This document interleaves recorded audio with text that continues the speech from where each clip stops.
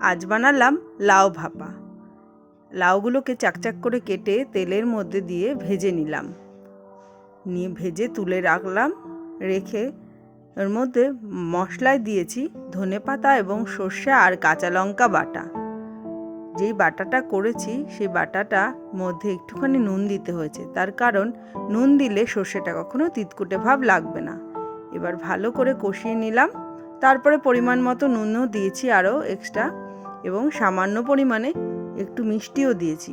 দিয়ে ভালো করে নাড়িয়ে চাড়িয়ে মিডিয়াম আঁচে ঢেকে রেখে দেব সামান্য পরিমাণে জল দিয়ে। ব্যাস, রান্নাটা আমার তাহলেই রেডি হয়ে যাবে। লাউটা সেদ্ধ হয়েছে কিনা একটু দেখে নিতে হবে, ব্যাস তাহলেই হয়ে যাবে। আজকে রান্নাটা আপনাদের কেমন লাগলো একটু রান্না করে খেয়ে দেখবেন, কমেন্টের মাধ্যমে অবশ্যই জানাবেন আপনাদের ভালো লাগলো কিনা। আমাদের কিন্তু খুব ভালো লেগেছে। থ্যাংক ইউ সবাইকে, ভালো থাকবেন, সুস্থ থাকবেন।